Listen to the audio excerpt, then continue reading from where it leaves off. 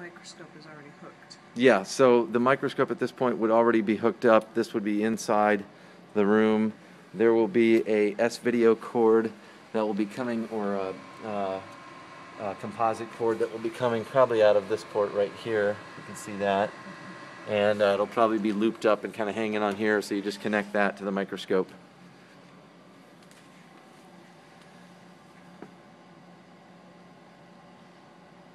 And then this will fire up.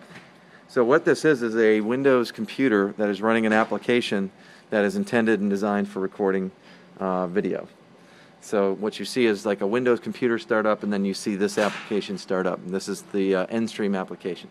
So Donna, what I want you to do is go ahead with either your finger on the touch screen or your on the mouse pad. Whoops, that was a mistake. Cancel out of that. Just hit record. The password I've left blank, so the username will be default user every time, and the password is left blank. So at this point, go ahead and put my name in, Jonathan, or John, last name Hoyt, and just give me a 1234 patient ID, 102770.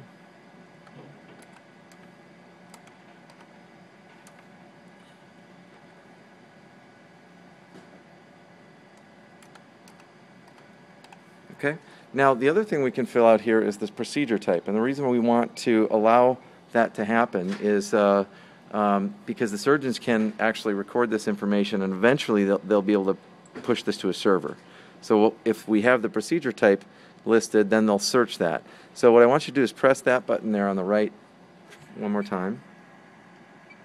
Okay. So here's where we could actually add the procedure that we're doing. And again, once we add it once, it'll be there for the rest of the time that we need it. So Donna is typing that in. She's added that. Now let's hit that again. Yeah, there we go. Okay, now click done. Okay, now at this point you've registered the patient. We haven't entered physician names yet. Eventually we could do that, enter physician names. But now what we want to do is the tabs up here are really the workflow of what you'll need to record a case.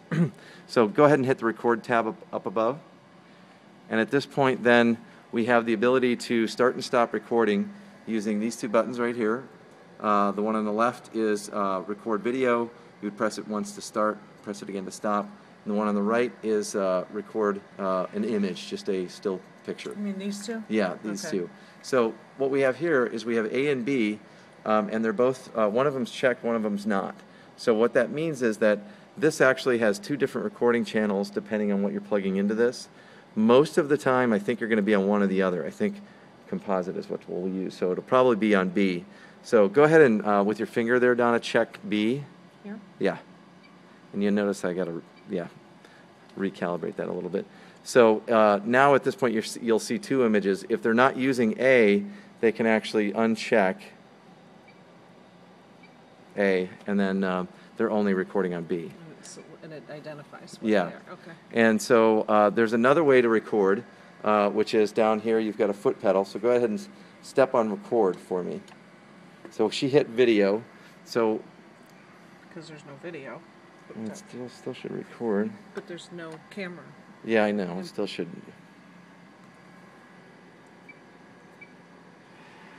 Yeah. So so when we pressed record there, we do see that it is recording because there's a green flashing button, and we see this bar down here that says recording started.